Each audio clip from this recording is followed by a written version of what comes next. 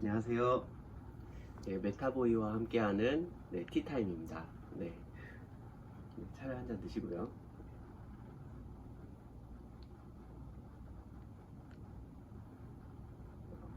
여러분들 저랑 같이 이렇게 8강 하면서 항상 이렇게 차를 준비를 먼저 해 두시고 차와 함께 강의를 들어주시면 좋을 것 같습니다.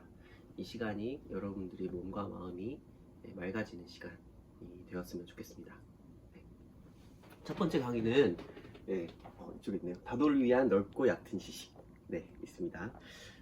여기에 대해서 간단히 이제 쉽게 차라는 것이 어떤 것이고 그리고 6대 다류의 분류에 대해서 간단히 말씀을 드리겠습니다. 먼저 저희가 차가 좋다는 것은 누구나 다 알고 있잖아요. 차에 대한 이점에 대해서는 이 강에서 자세하게 설명을 드릴 건데요. 먼저 차의 기원에 대해서 좀 말씀을 좀 드려볼게요. 차나무에서 차나무에 있는 줄기와 잎을 채취를 해서 만든 음료가 차이고요. 그렇지 않은 모든 음료는 대용차, 영어로는 티젠이라고 부릅니다. 차의 대용이라는 뜻인가요? 네, 대용차. 차가 아닌 것이죠, 이야기하자면. 그러니까 우리가 흔히 마시는 커피, 그리고 뭐 대추차, 쌍화차, 뭐 국화차, 뭐 이런 보리차, 뭐 이런 모든 차들이 다 대용차에 속하고요. 6대 다류에 포함되는 녹차, 청차, 홍차, 황차, 백차, 홍차 이런 것들이 흑차 이런 것들이 차에 포함되는 6가지 차입니다. 보이차도 거기에 들어가겠죠. 차로 만드니까, 찻잎으로 만드니까. 자, 옛날부터 중국에서는 차를 되게 중요하게 생각했고, 이 중국 중심의 차 문화가 이제 우리나라와 일본을 거쳐서 그리고 또 서양에 이렇게 많이 전파가 되어서 지금은 커피와 와인 뭐 이렇게 그 차 이렇게 3가지가 이제 가장 그 핫한 음료라고 볼 수 있겠죠.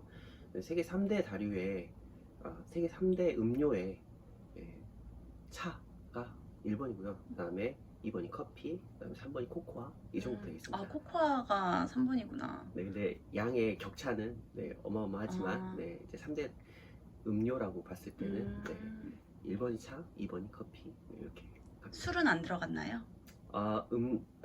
음료라고 하기에는 주류로 따로 포함이 되죠. 알겠습니다. 그 중에서 이제 커피와 와인과 차는 아주 비슷한 맥락을 가지고 있습니다. 3개 다 자연이 만들고 땅에서 키워주고 그리고 이제 하늘의 기후들, 그 지방의 바람과 기후, 햇빛, 비 이런 것들이 작용을 해서 그걸 사람이 채취해서 어떻게 만드느냐를 가지고 있기 때문에 커피와 와인과 차는 모두 똑같은 과정을 거쳐서 만들기 때문에 천지인의 3가지 특성을 모두 다 가지고 있습니다. 그래서 와인을 만드는 메이커들도 자연을 중시를 하고 사람이 만드는 그 기술력도 아주 그 최대한 자연에서 오는 그런 느낌들을 살리려고 노력을 하는 거고요. 커피도 마찬가지로 그 지역의 특색을 나타나기 위해서 로스팅을 조절을 하는 겁니다. 그리고 블렌딩을 하는 거고요.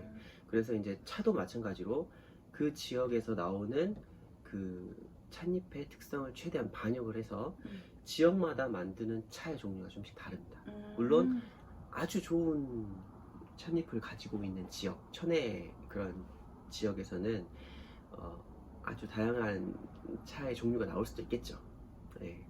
그래서 이제 이런 비슷한 점들을 가지고 있는 게 차고요. 아까 말했던 것처럼 보이차를 포함한 6대 다류가 흔히 말하는 녹차, 뭐 청차, 홍차 뭐 이런 거 다 포함된 6대 다류. 제가 마시고 있는 거는 보이차입니다. 보이차 쑥차입니다. 이렇게 6대 다류와 그렇지 않은 것, 그러니까 대용차가 존재한다고 생각하시면 되겠고요. 이제 앞으로 이제 차를 마시러 가자, 혹은 이제 내가 어떤 차를 마실래? 라고 누군가 물어봤을 때 차에 커피는 포함되지 않는다라는 정도의 지식. 그러니까 서양에서 차를 마실래? 커피를 마실래? 라고 물어보는 것은 커피는 차에 들어가지 않는다는 이야기죠. 네, 그렇게 생각하시면 될 것 같습니다. 네. 네, 그래서 일반적으로 중국에서 생각하는 차는 고대로부터 녹차에 가까웠고요. 그리고 우리나라도 그의 영향을 받아서 대부분 녹차를 많이 마셨습니다. 그러니까 뭐 불교 문화와 차가 같이 하는 점이 있는데, 그건 이제 나중에 보이차와 종교 상관관계에 대해서 전파나 이런 것에 대해서 다음에 말씀드리겠지만, 네, 서양권에서는 홍차, 중국권에서는 중국 동아시아권에서는 녹차, 이런 식으로 차를 많이 마셨고요. 최근에 보이차가 이제 인기를 끌게 된 것은 70년대 이후, 그러니까 생산하고 마시기 시작한 지는 수백 년, 수천 년 됐지만, 그렇지만 보이차가 아주 폭발적으로 성장하게 된 것은 얼마 되지 않았어요. 757이라고 하는 이 보이차인데요. 이 75년도에 만들었다는, 75년도에 만든 게 아니고 75년도에 레시피, 75년도에 레시피를 가지고, 네, 잡혔나요? 네, 75년도에 레시피를 가지고 7등급 차를 가지고 2번 맹해차청에서 만들었다는 이야기인데, 뭐 몇가지 아실 필요는 없을 것 같고, 예, 보이차라고 우리가 흔히들 불리우는 차는 보이차 숫차라고 생각하시면 맞을 것 같은데, 그게 유행하기 시작한 지는 뭐 70년대 이후다. 그리고 우리나라에 들어온 지는 채 20년 정도밖에 되지 않았다. 그래서 90년대 후반에서 2000년대 초반에 보이차 1세대들이 있습니다, 우리나라에. 그리고 보이차 2세대들은 지금 초반에 이제 2013년 이후에 보이차를 접한 세대가 2세대 정도 된다고 보시면 됩니다. 우리는 몇 세대인가요? 이야기하자면 2.5세대, 2.5세대 네. 정도. 네, 그 정도 될 것 같습니다. 뭐 3세대라고 할까요? 네, 3세대 하겠습니다. 네, 3이 좋습니다. 네. 저는 3이 좋네요. 네. 네, 그래서 이제 저희가 그렇게 차들을 이제 우리 보이차들이 이제 소비하기 시작했고, 모두가 보이차가 좋다고 알고 있는데, 뭐 차가 다 좋은데 그 중에서도 보이차가 왕이다 라고 이야기를 하는 이유에 대해서 8강을 통해서 천천히 이야기를 드릴 거고요. 차의 기원에 대해서 한 번 더 이야기를 한번 드릴게요. 네. 차는 저는 개인적으로 하루에 1리터에서 2리터 정도 마시고 있습니다. 꽤 많이 드시네요. 네, 뭐 간편하게 마시려고 물병 1리터짜리 물병에다가 넣어서 마시고 있는데, 간편하게 어떻게 하면 차를 생활에서 계속 마실 수 있을지에 대해서는 제가 따로 이후에 강의에서 설명을 드리도록 하겠습니다. 그리고 이제 조금 이제 설명을 좀 덧붙이자면, 차라고 하는 그 차나무의 학명이 있습니다. 네, 그래서 그 차나무의 학명은 카멜리아 시넨시스라고 하는 학명을 가지고 있는데요. 카멜리아 시넨시스라고 하는 이야기는, 카멜리아는 많이 들어보셨을 수도 있는데 카멜리아는 동백나무라는 이야기고요. 시넨시스는 중국이라는 이야기입니다.